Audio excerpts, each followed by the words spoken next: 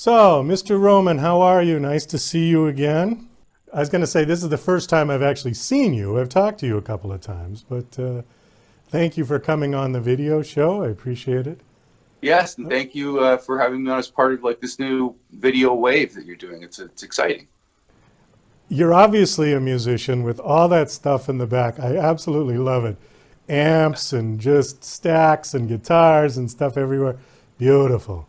Great background. It's absolutely perfect Well, for this. I'm Yeah. like living in here most of the time. I mean, my rooms in some fashion over the course of my life, whether they were bedrooms or with housemates, they were always loaded with gear. I remember like having a drum set when I was about 16, and I had it set up at the end of my bed, so I was just like slide out of bed in the morning, get on the stool, and start Oh, that's playing. perfect. Yeah, So absolutely.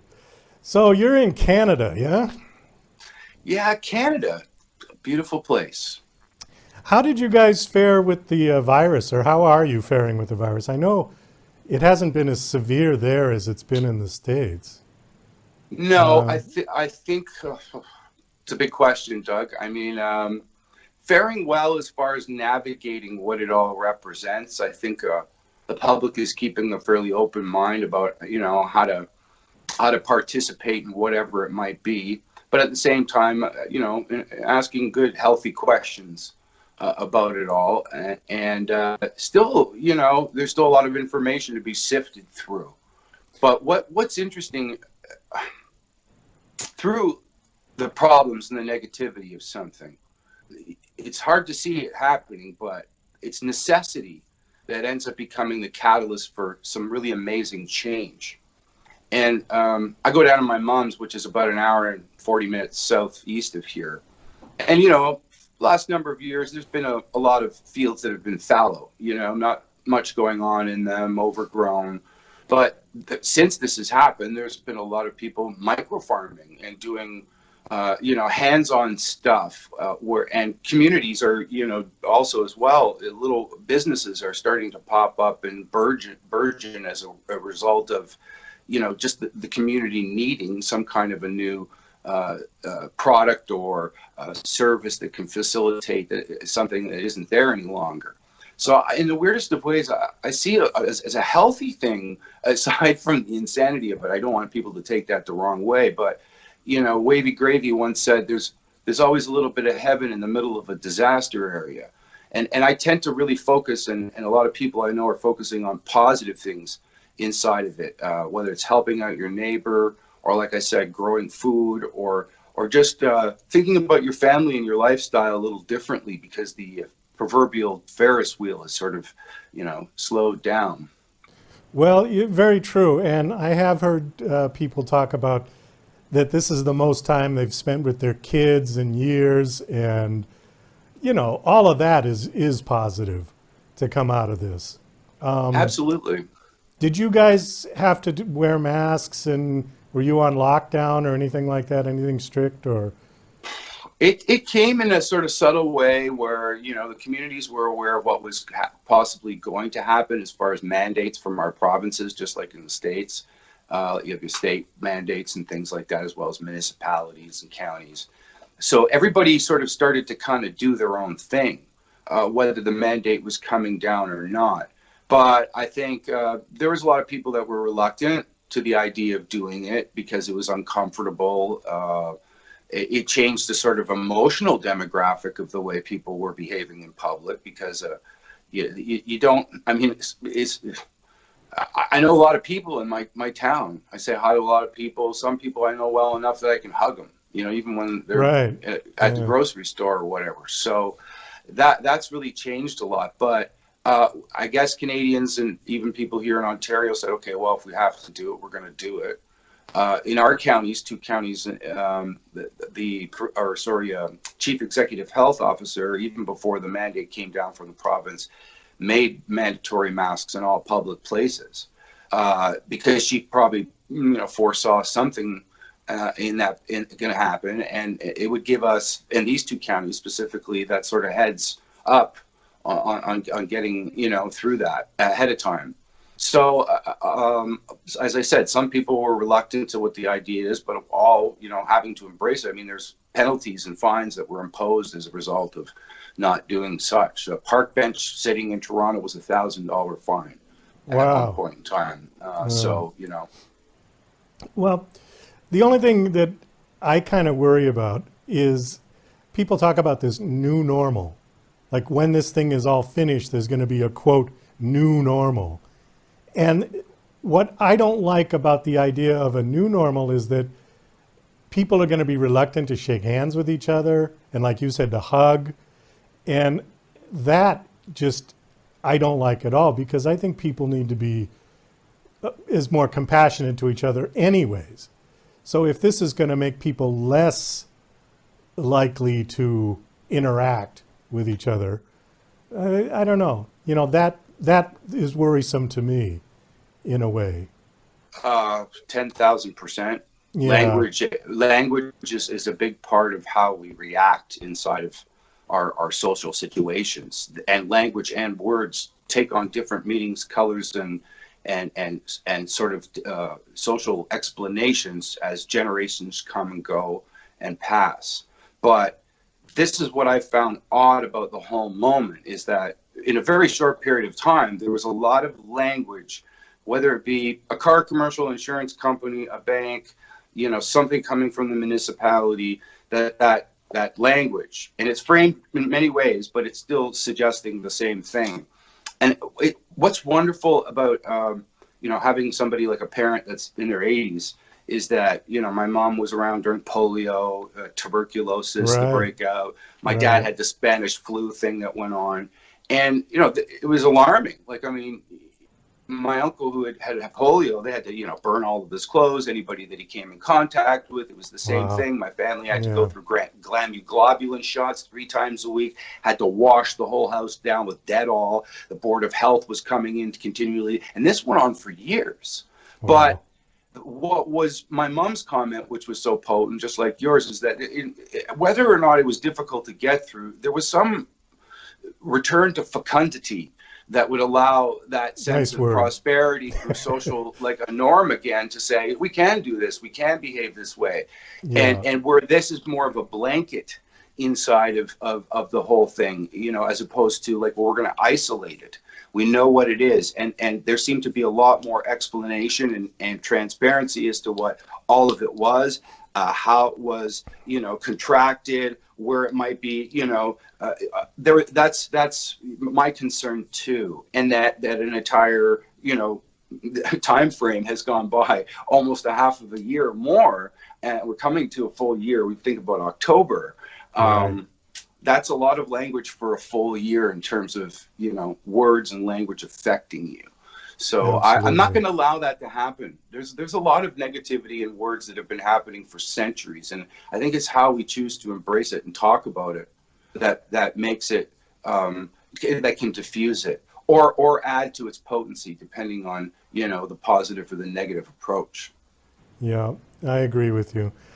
We got to talk about your video. You got a really cool video out that tell us just a little about it. It's called Red Omen, right?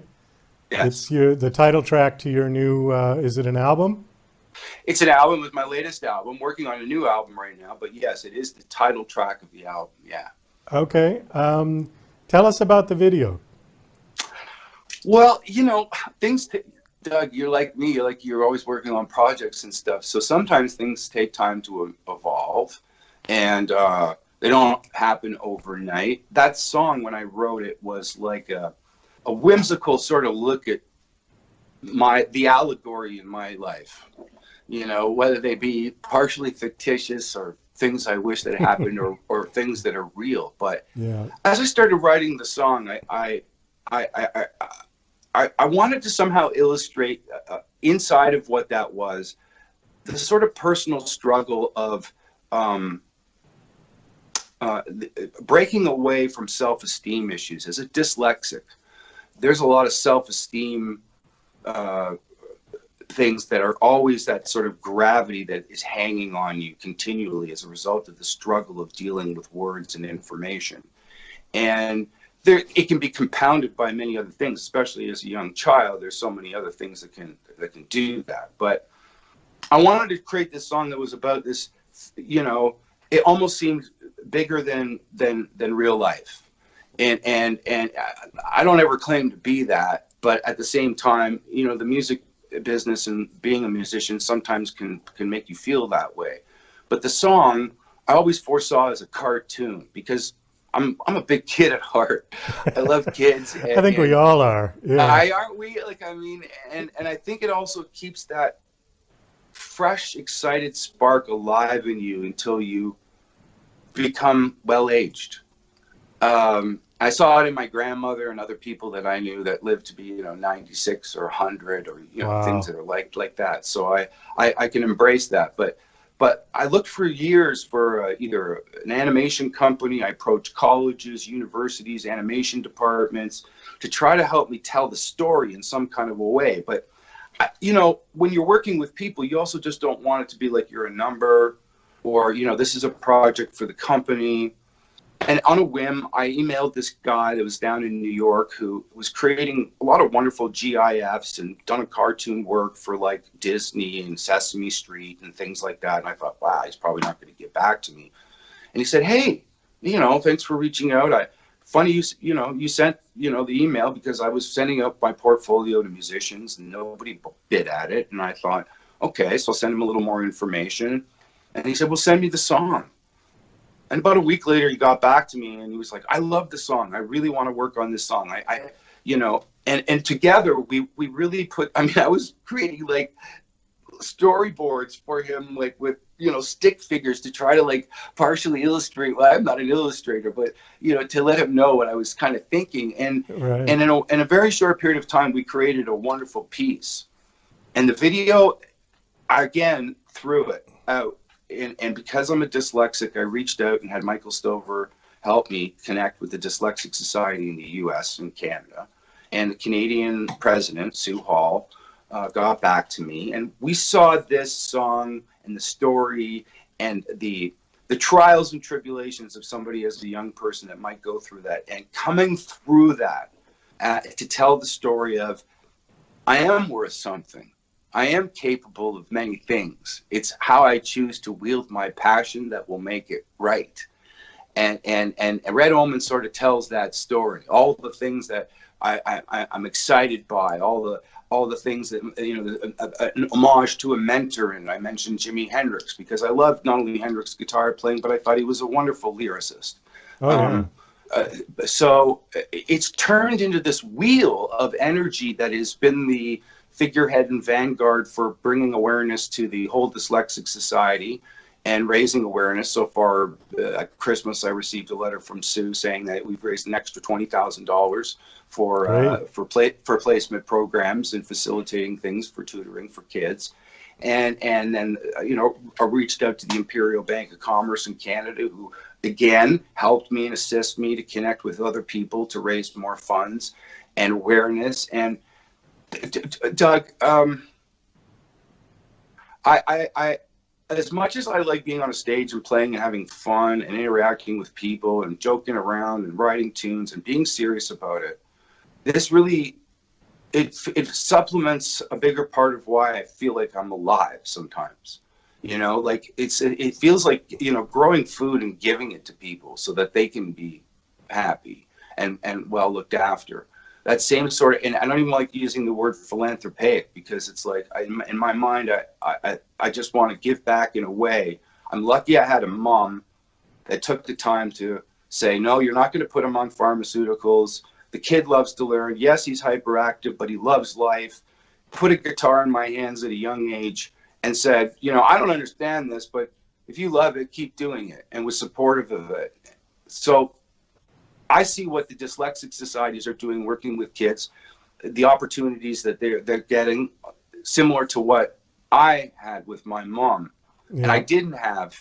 So the Davis Dyslexic Method, which is part of what the Canadian faction is through the whole Dyslexic Society, is in 56 nations around the world, Wow. integrated into early education with little to no issues. but not in the US or Canada. And it was developed by Ron in the US, who's from California. He's a sculptor and a dyslexic himself. So, like I said to some people at CIBC, money's a Band-Aid effect. What I really want to do is open a dialogue with educational programs to try to help, integrate this. It's very simplistic. And it's not that the children or people have an issue. It's just a different way. It's a spatial and pictorial three-dimensional comprehension gift. So text is very flat and two-dimensional, and the dyslexic is kind of thinking out here, outside. It was not any better or any worse. It's just different. It's like an apple and an orange. They're two different things. They're still good fruit. Yeah. Well, let's take a look at your video. This is called Red Omen, and it's by Ed Roman. So let's have a look.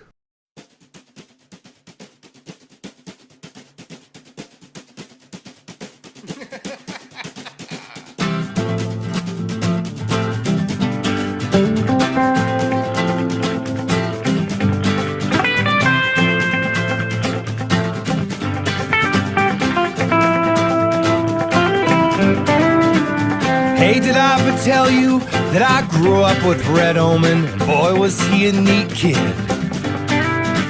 He had all sorts of really cool things to play with, like a plutonium spaceship lunchbox and a bathtub full of Lego.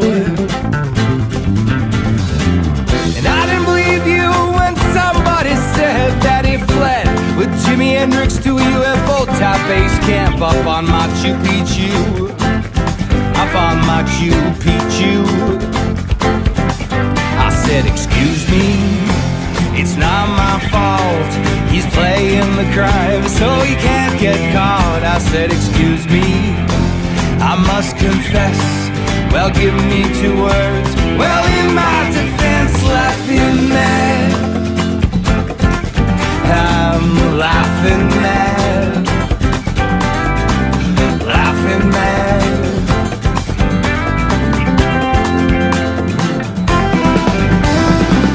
There's a red hot stove down in Pittsburgh going out hard like a cherry pie. Call me a fibber, call me a liar, say it to my face, like a cross between Benjamin Franklin and Ian Pace. And I didn't believe the man from MI6 living out in the sticks, who souped up his side by side like Evel Knievel, just like Evel Knievel. I said, excuse me, it's not my fault. He's playing the crime so he can't get caught. I said, excuse me, I must confess. Well, give me 2 words. Well, in my defense, laughing mad. I'm laughing mad. I'm laughing mad. Laughing mad.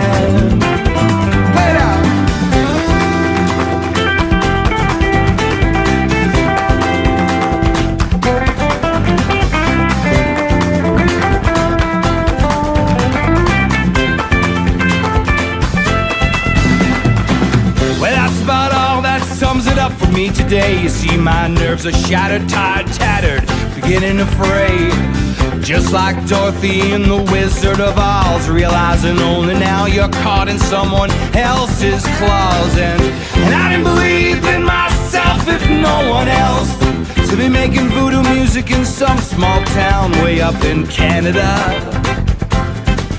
way up in Canada. I said, excuse me, it's not my fault.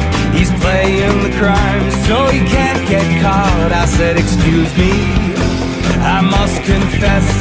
Well, give me 2 words. Well, in my defense, laughing mad. Well, I'm laughing mad. Well, I'm laughing mad. Laughing mad. Hey, did I ever tell you that I grew up with Red Omen? Boy, was he a neat kid.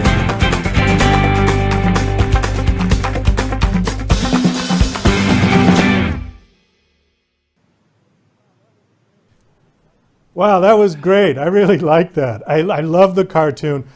The two things that stuck out was the Jimi Hendrix. That was very cool, that part in it. But the bathtub full of Legos, I just love that. That was just cool. Was that like some kind of dream you had as a kid, or just is that just sort of poetic license that you put all together? Those words, just that, yeah, it was great. But you know, you'd go to some kid's birthday party, or there's a couple kids on on a newer street and they had the massive Lego in the big boxes. So I figured, you know, you could get in there and almost crawl around like it was a bathtub. And the Jimi Hendrix thing, I mean, I've studied him as a young person, like religiously, almost like it was a university doctorate, in terms of his life, who he was as a person, his writing. The UFO homage comes in from the fact that, well, you know, I'm not embarrassed to say it, but my family, you know, 8 people had a strange sighting back in the late 60s. And it was reported in newspapers, along with tracking from a local airport and an observatory. So that's part of family allegory, even though I'm not directly relating to the story. So it's poetic license that all filters, and I just try to capture it in some way that seems like people will think it's fun and enjoyable. Ed, we got to wrap this up. Unfortunately, the time just went right by. Thanks so much for coming on. Nice seeing you again. Nice talking to you again. You too. Great video. And I look forward to the next one coming out. You too, Doug. Keep us in the loop with